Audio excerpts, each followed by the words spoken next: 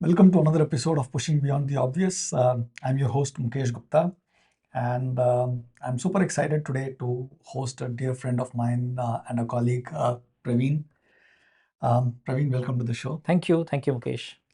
So, for the audience, can you just quickly introduce yourself and what you do, so that the audience can actually put whatever you say in context? Absolutely.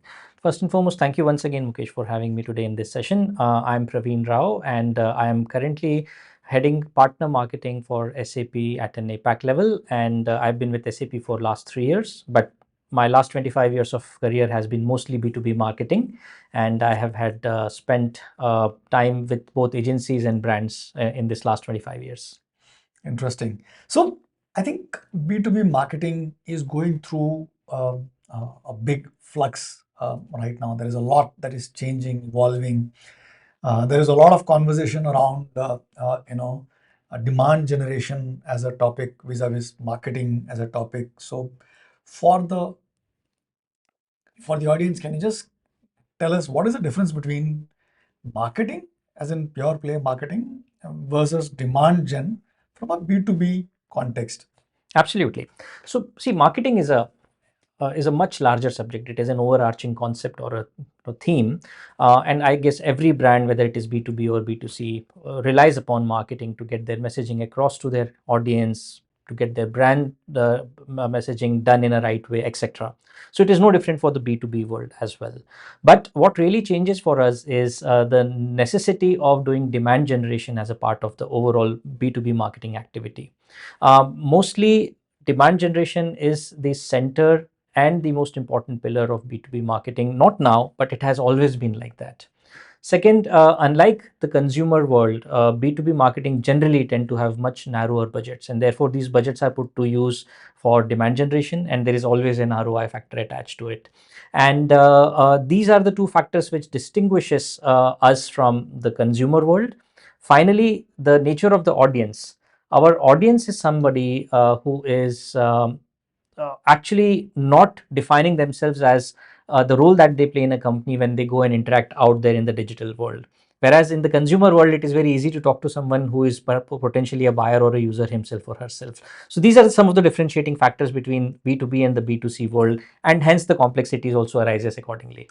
So just a follow-up question on that. So I'm pretty sure that there is also still every B2B marketing team also focuses on building a brand. So that is different from demand gen. And so if you can just explain what is the difference between brand marketing vis-a-vis demand gen or demand led marketing? Absolutely. So any corporate, any brand, big or small, has to invest in building their brand. And they carry out certain activities which is not necessarily inclined towards getting a consumer to take an action. But that's messaging is mostly to establish what does that brand stand for. As SAP, we too spend significant amount of marketing budgets in corporate marketing. For us, brand marketing is a very central function, and we roll out those campaigns from time to time as the company changes its strategy. Now, those campaigns would function more or less quite similar to the way a consumer company would do. They would go the print way, they would go the outdoor way, they would basically do a lot of awareness activities around a specific topic or a theme, establishing the brand. Whereas when it comes to demand generation, there is only one focus: making a customer or a prospect take an action. That could mean they are basically creating an inquiry, they are downloading some kind of a resource to read, they are agreeing to participate in one of our campaign, which could be an event, webinar, anything. So that's the differentiation between brand marketing campaigns and demand generation campaigns. So if I understand this correctly, so brand marketing may or may not necessarily lead a prospect to take action or to move into the funnel towards a buy decision, whereas demand gen is very clearly demarcated in terms of, everything that you do as part of demand gen is supposed to get them to take action and progress in the pipeline. Totally, absolutely. But let me also build a relationship between the two. If your company is investing significant amount of resources in brand building, your quality and quantity of pipe in demand generation becomes much seamless. Imagine a company who just invests nothing in brand building. There, the task of a demand manager or demand generating team becomes much more difficult, because at first stage, the consumer doesn't know that brand, or they do not know the efficacy of engagement when they are interacting or reacting to those campaigns which you're running for demand generation.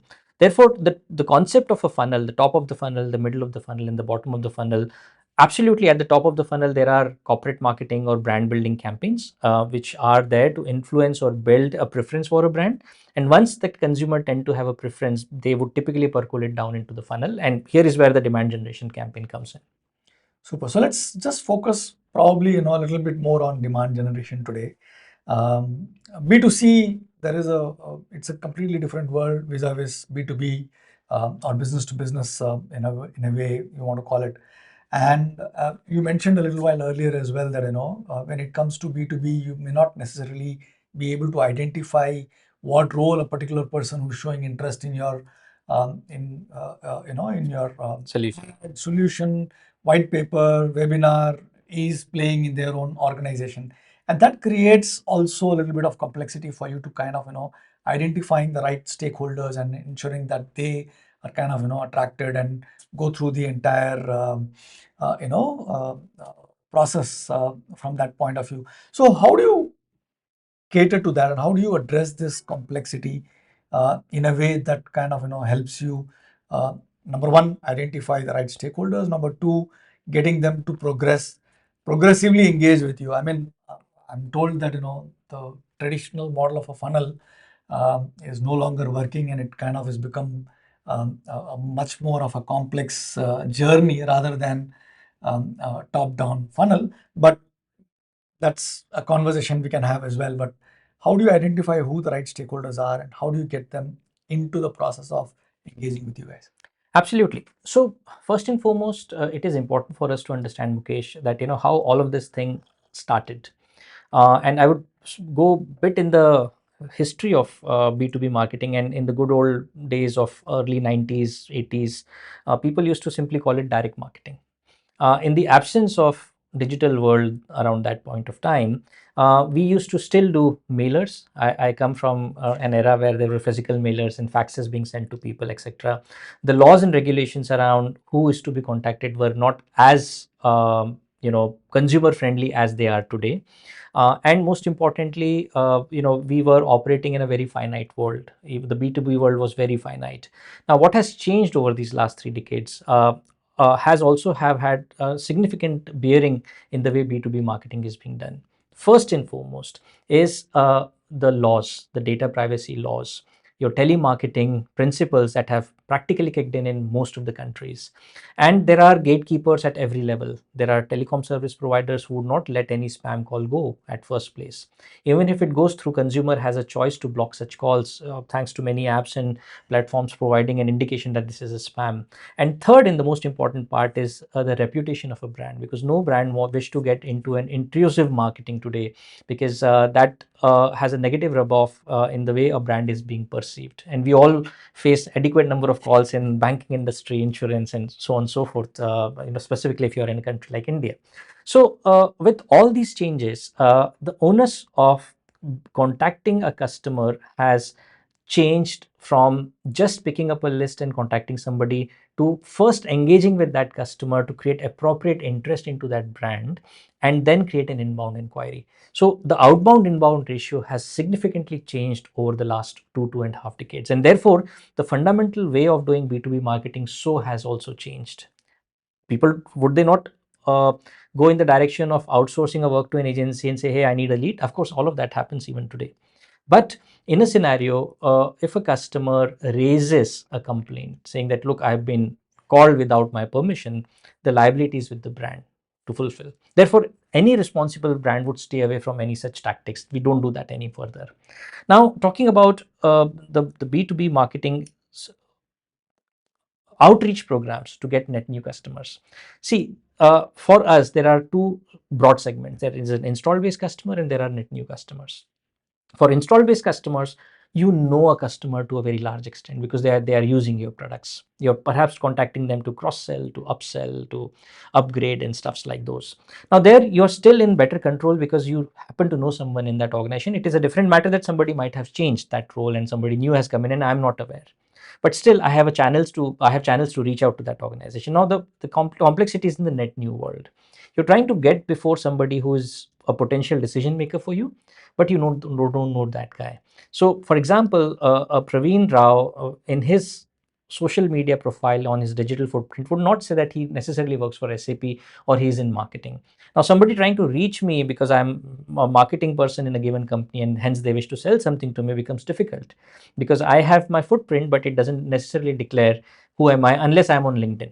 May or may not, May right? or may not. I mean, and perhaps LinkedIn is the only platform, arguably, which has that amalgamation in place. Of course, there are other platforms too. Now, here comes the role of first party versus third party data. There are a lot of aggregators, there are a lot of publishers who seeks permission from users like us to share our details with the potential advertiser. Now, sometimes it is explicit and very well defined. In majority of the cases, it may be a scenario where my acceptance is implicit, where I do not know necessarily that where I am sharing my data with when there are long terms and conditions. Irrespective, brands work with such publishers, such intermediaries to get before such net new customers. It happens with a percentage of error. It doesn't really work in a perfect way, but yeah, that those are channels with which most of the brands often go to market with to acquire net new customers. Now, once how do we acquire? Now, acquisition comes down to my channels of marketing. Digital, of course, is an important channel, and we do a lot of activities to get that funnel built. But we continue to do a lot of physical events. We continue to do a lot of direct marketing activities, which could be mailers, content syndication, and so on and so forth, to get before this net new customers and make them part of our ecosystem. Hence, we are trying to first work towards having a consent and framework in place such that we have the first party data to use and nurture such leads over a period of time. So, if I understood correctly, what you're talking about is identifying content or identifying those syndicators who already have the permissions, so that you get in front of those people, and from being third party contact, you want them to become first party contact, which means that you need their permission first to kind of reach out and engage with them.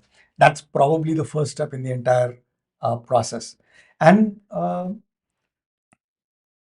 how does this progress? Once, let's say, for example, someone says, okay, I'm interested to hear more from, let's say, SAP in this case. So what happens then? See what happens then. So you have engaged with that customer by serving some content, which could be brand agnostic to begin with. Somebody is trying to look out for, let's say, digital transformation. So you're trying to serve some content and in a very implicit way try and build that you are trying to take them in a direction which is related to your products and solutions. Once consumer consumes that content, and I'm talking only digital right now, you try and say that, hey, by the way, this brand has certain relevant solutions for you, and are you exploring some of these options? So if so be the case, would you be interested to have someone contact you? At that juncture, you're seeking an explicit consent. You're asking for their PII data with a permission that, yes, I allow someone to contact me. Or you give them channels to contact your sales or first line of, customer management team. Now, at that juncture, you are basically qualifying a lead. That becomes a lead which you qualify further and progress further based on a customer's response and interest. Now, in B2B, that complexity, like I mentioned, could be related to the fact that I may be from that company, but I might not be the decision maker. I'm just an evaluator. Therefore, my task is to then go beyond evaluator and talk to the decision maker and use that point of person the contact as my conduit to get introduced to other people in the organization. So it's a very complex journey, and as you rightly mentioned, there is no clear linear flow. Sometimes you get down to a middle of the funnel only to realize that, oh my god, I need to really go back and influence more people. And here is where the concepts like account based marketing, etc., have become very prevalent in our industry. Interesting. And I'm assuming that you already have visibility across the entire process in terms of who has given you consent. And if someone wants to withdraw their consent, there is a very clear way Yes. for them to withdraw their consent, and where they are in the entire journey. and what are they engaging for. So for example, as you said, there might be an evaluator who's looking for a certain thing, which could be around features, functionality.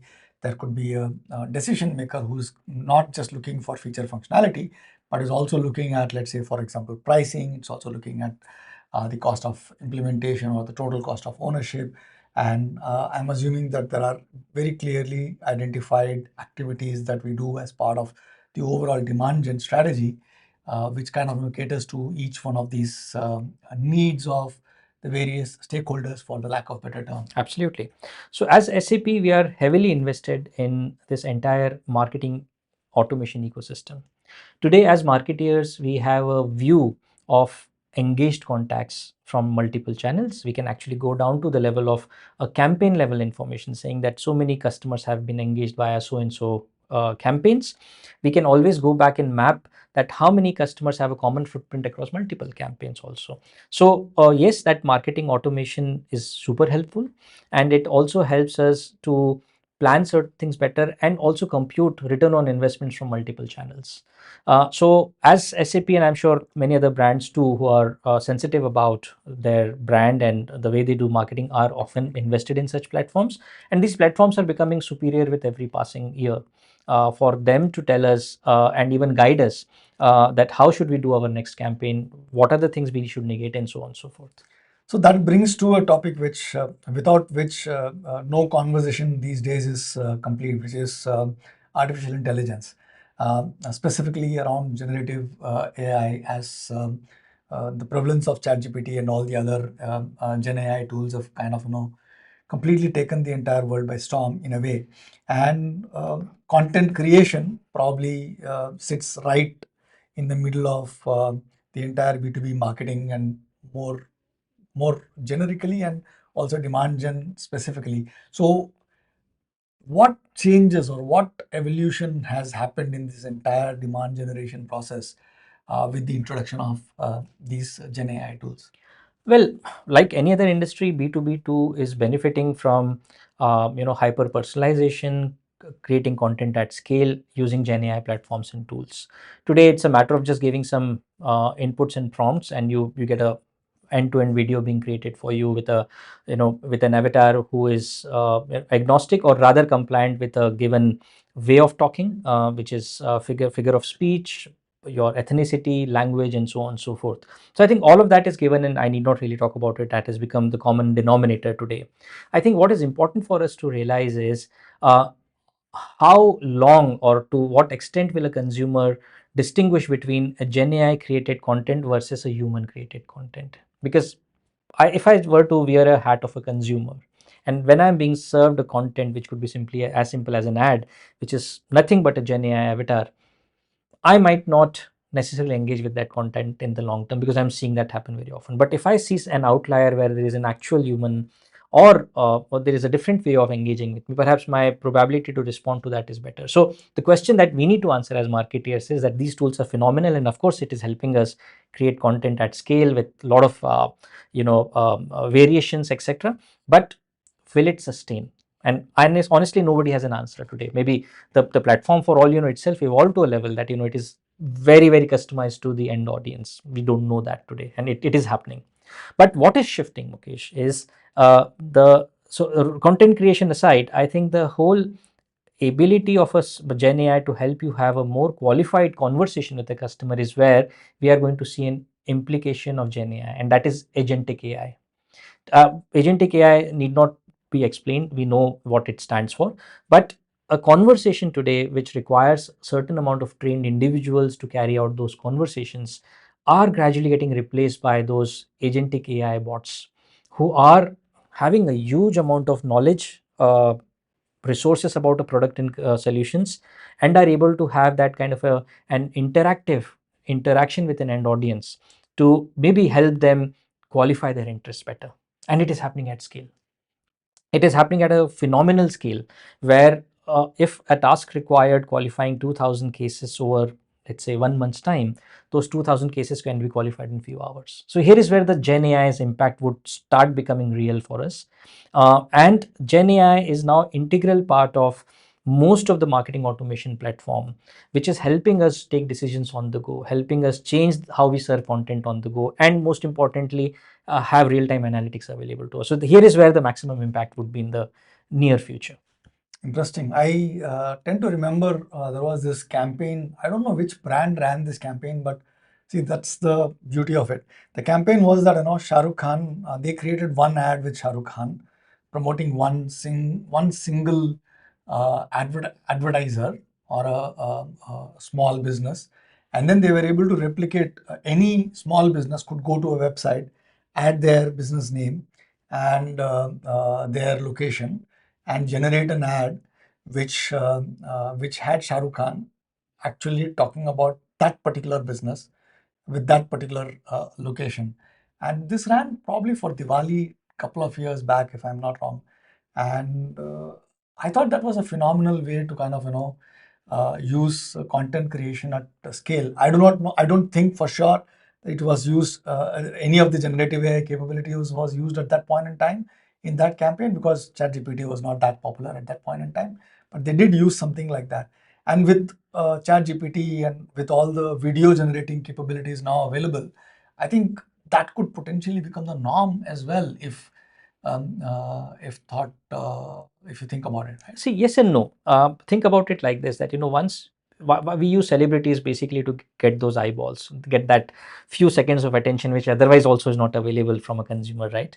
Now, imagine if you see Shah Rukh Khan or any such celebrities repetitively promoting multiple brands, wearing the similar, clothes, or maybe, and it's an avatar of Shah Rukh Khan for you to even distinguish.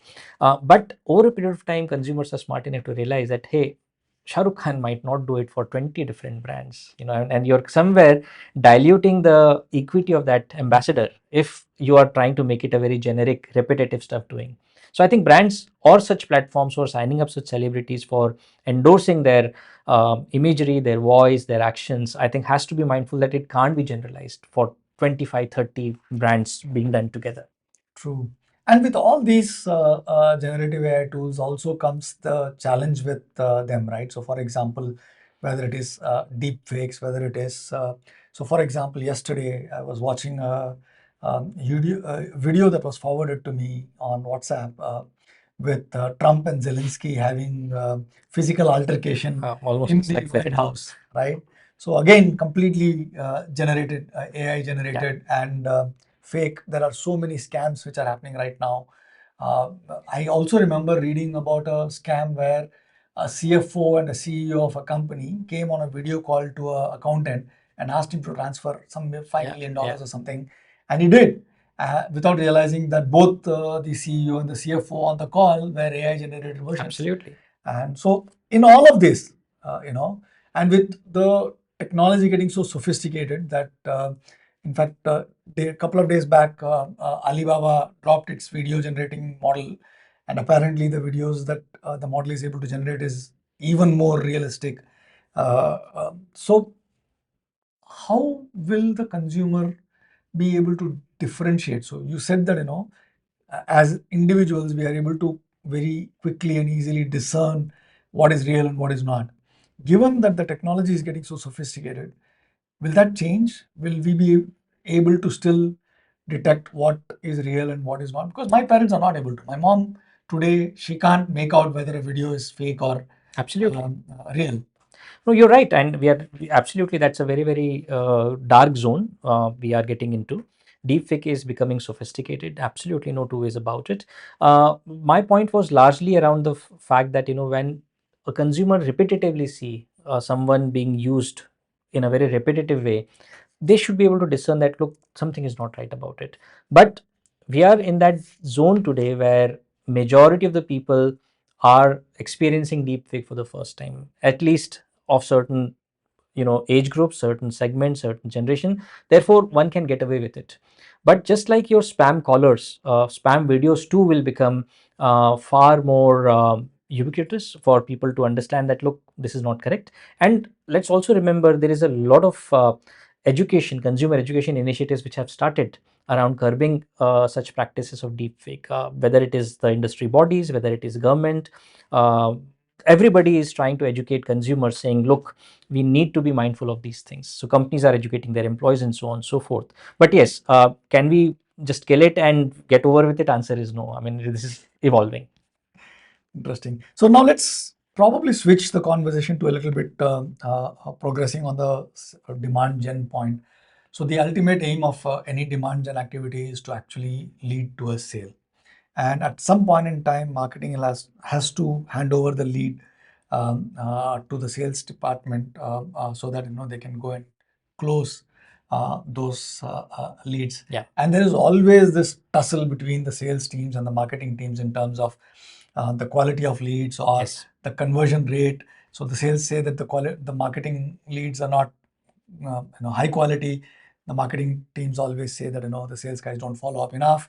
So what's happening there? Is there any automation happening there? Is there, what do you see? How do you see this dynamic between sales and marketing and the handoff of lead evolve? Because we've been through this now for ages now.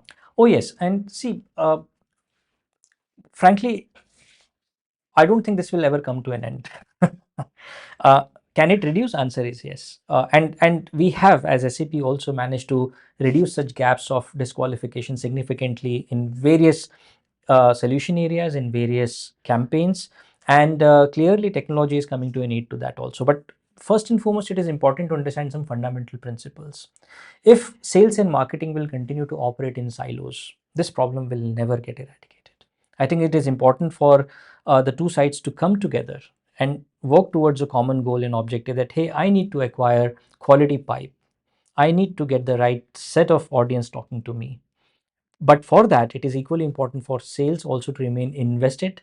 And I'm so happy that in SAP, we've been able to achieve those objectives where whether it is partner ecosystem, whether it is our sales associates are taking very active interest in even giving guidance to marketing to build campaigns, helping us understand how best to qualify and so on and so forth. Somewhere in between the two, there is an important layer that has emerged in most of the organization is that of a qualifier team.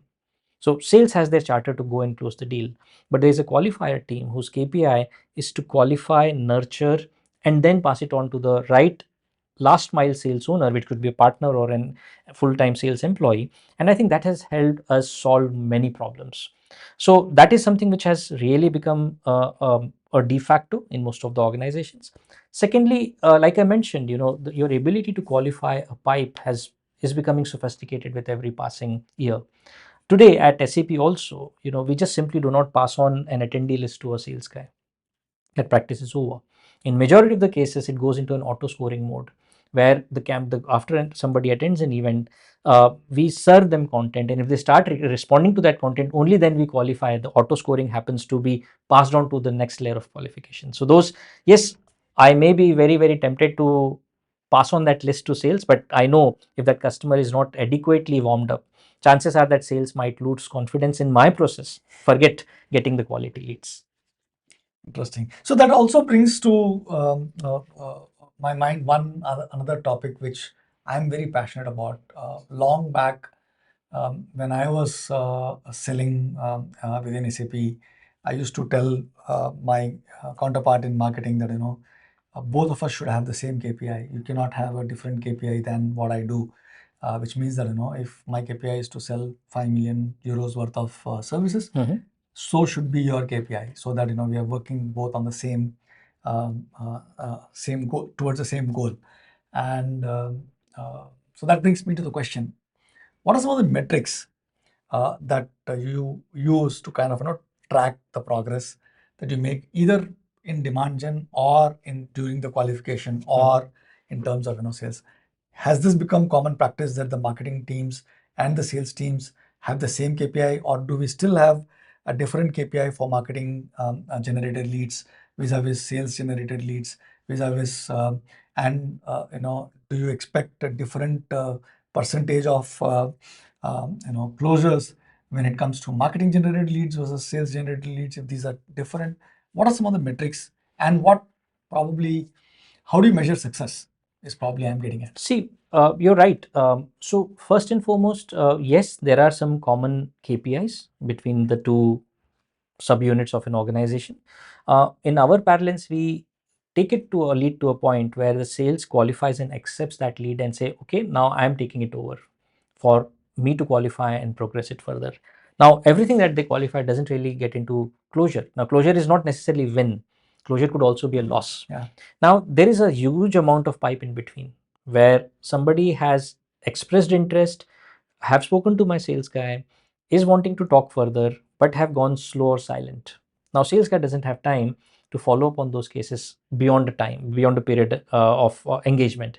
Therefore, as marketing or as a customer services team, if it is an existing set of customers, there are other teams who steps in to requalify those opportunities.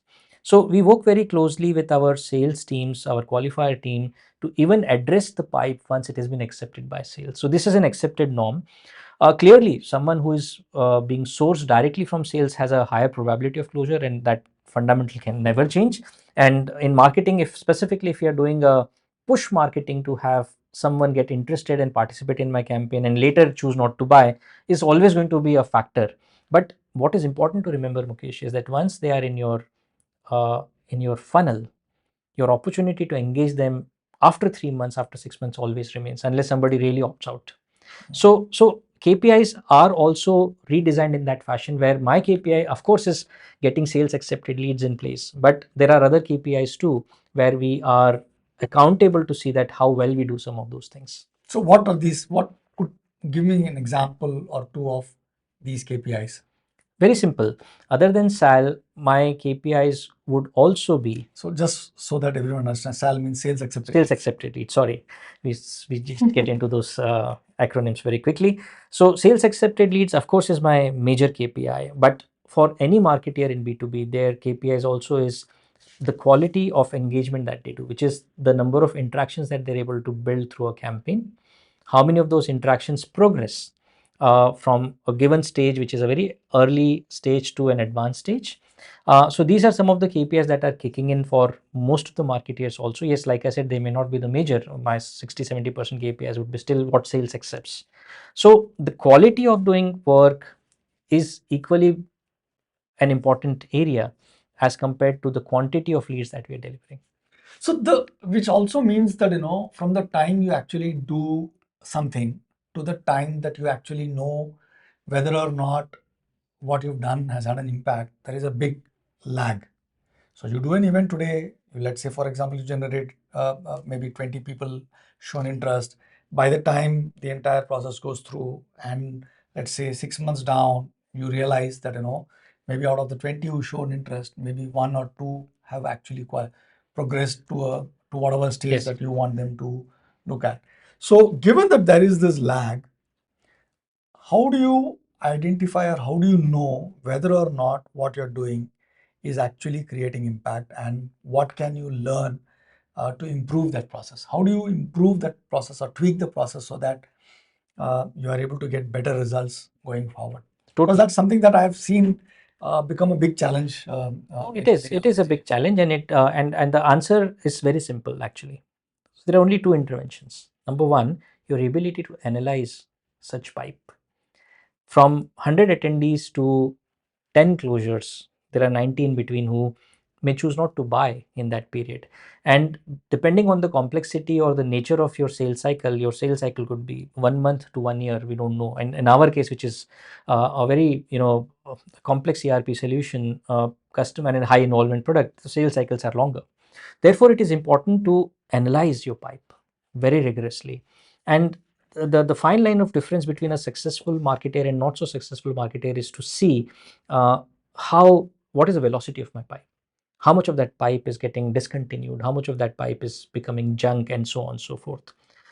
Second is your investment in marketing automation platforms, because once, even after sales accepts the lead, am I nurturing those many number of contacts effectively? Am I sending them adequate number of communication? Not too many, not too less. Do I have adequate variety to serve content, etc., is where the marketing automation will come into play.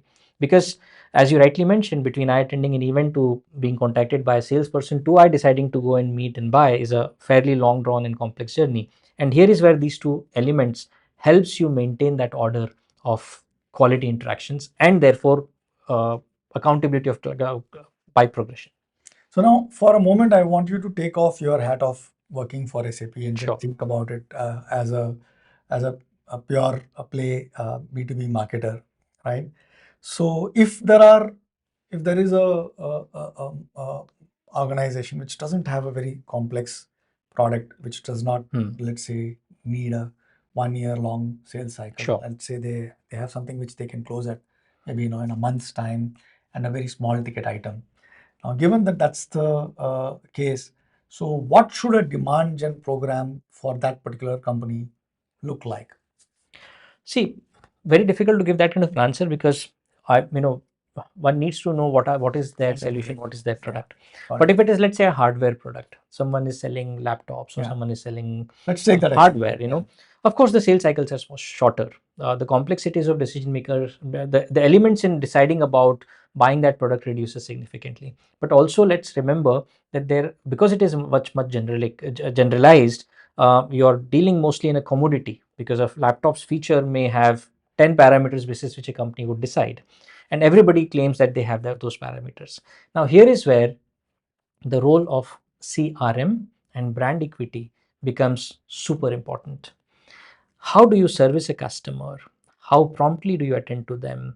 How flexible your finance schemes are?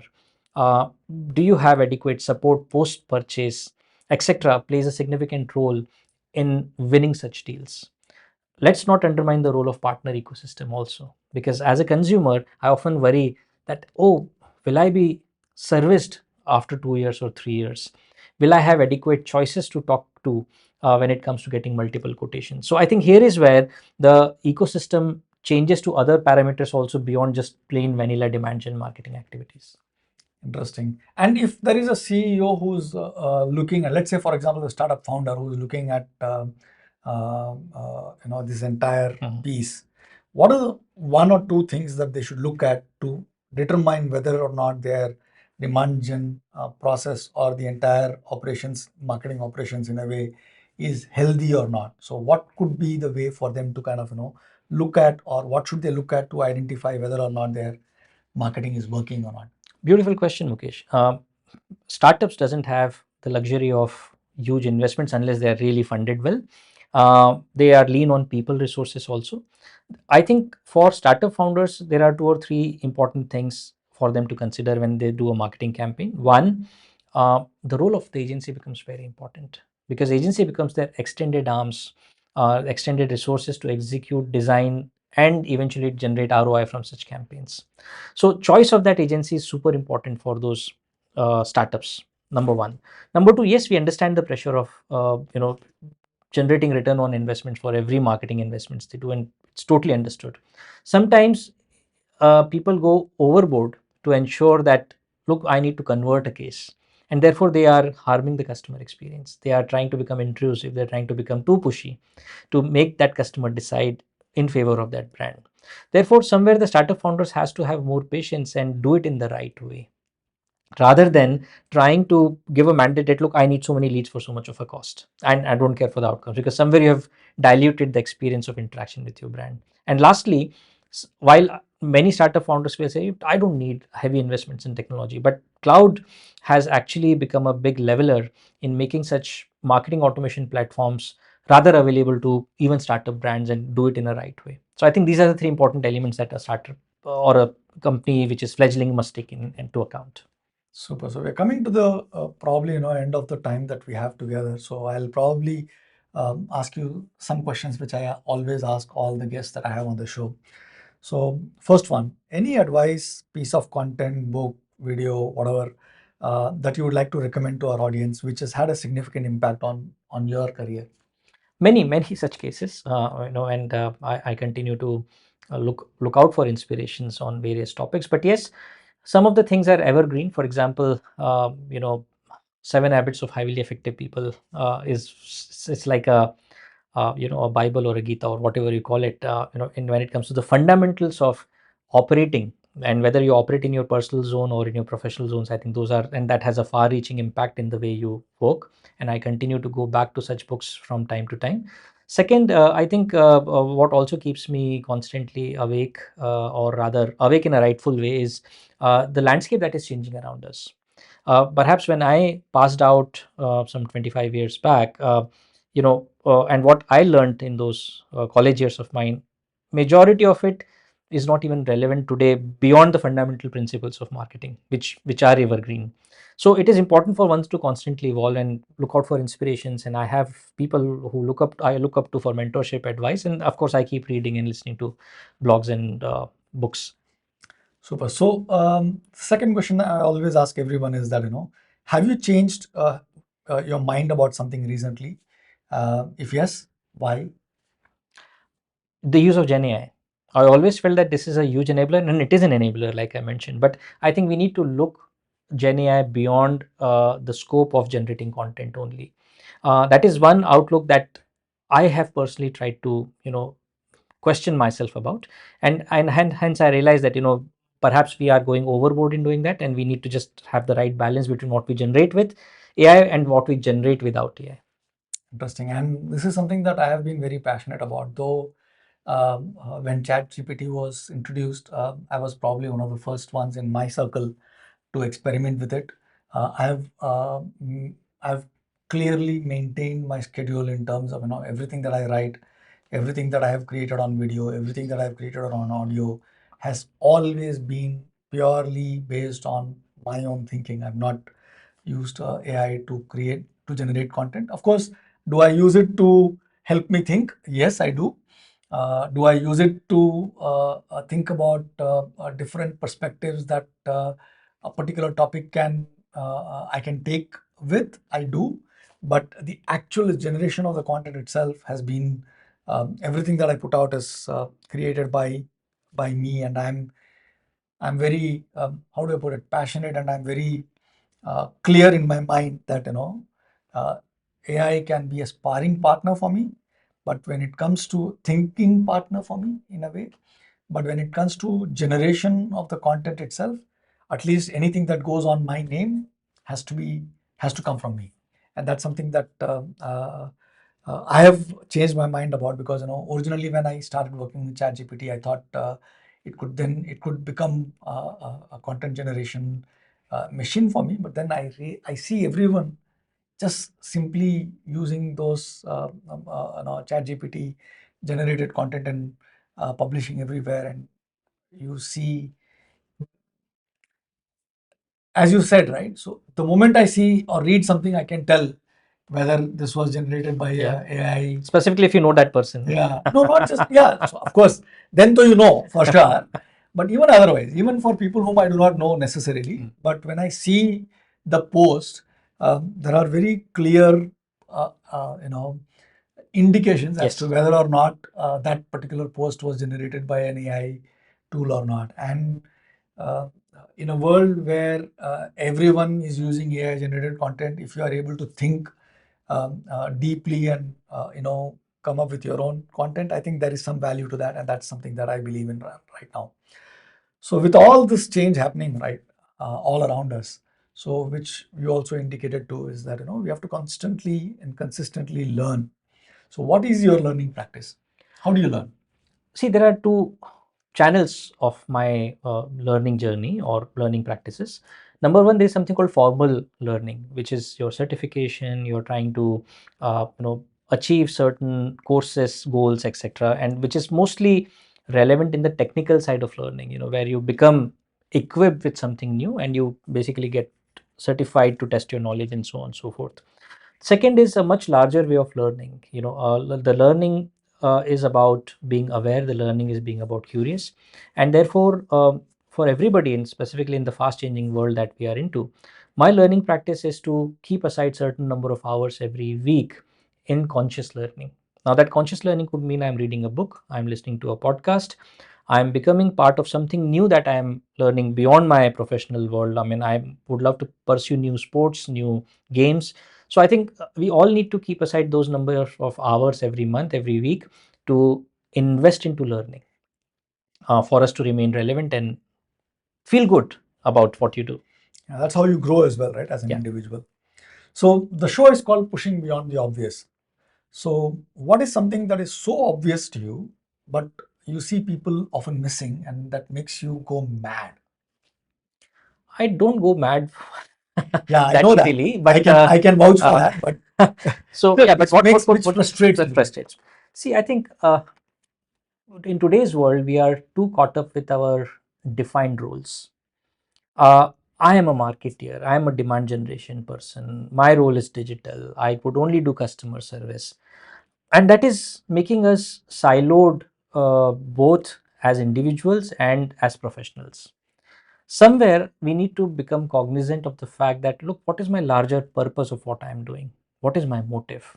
And if my motive is to win a customer with huge satisfaction, then one must also think that, hey, how do I do it right to make my customer feel happy? How do I make that whole buying journey easy for my customer, whether it is part of my role or not? Now, it doesn't mean that you to stop doing what you're supposed to do and start doing somebody else's job. Absolutely not. But just being mindful and sensitive about how can it be done in a better way, and helping your organization improve those processes is where I think people must be a little more evolved. And I think some of these practices comes from the top. I've seen so many leaders in SAP where they are very senior sales leaders, but they ensure that they engage with customers, listens, and after that meeting go back and write to them saying, hey, by the way, is it taken care of? Not that they have now started becoming the first point of contact, no, but they ensure that their team operates in a certain way to make that customer happy. So I think here is where everybody must imbibe and learn that, look, I need to look beyond my defined scope of work. Interesting that you say that, because it was only a couple of days back, 3 days back, if I'm not wrong. I was reading. Uh, there is this book written by Dr. Edward Demings, Out of Crisis, if I'm not wrong, is the name of the book, and he talks about the fact that people need to understand the goal of the goal. So your KPI, so you have your own KPIs, but then that KPI is in service of something larger. So you need to understand not just what your KPIs are, but also what it serves, and be mindful of that. The moment everyone becomes mindful of that, which is which your KPIs serve, automatically what you said typically starts happening. And Edward Deming said talked about this like 60 years back, 70 years back, and we're still struggling to implement that. Totally. Tells us that the world may change very, very fast, but human evolution is not that fast. Absolutely. Thanks a lot for taking time and talking to us, Praveen. It was really great chatting up with you. And yeah, so for anyone else, if they want to contact you, how can they contact you? Just maybe, where can they find information about you? Very simple. I'm available on LinkedIn. If you search Praveen, Praveen with SAP keyword, you'll find me on LinkedIn. So that's the fastest way for me to interact with anyone. Just so that all of you know, so he's always been sharing about his experience. Once you start following him on LinkedIn, you will find that he's being invited to be part of the jury of awards. He's being invited by colleges and universities to come and do guest lectures, and yeah.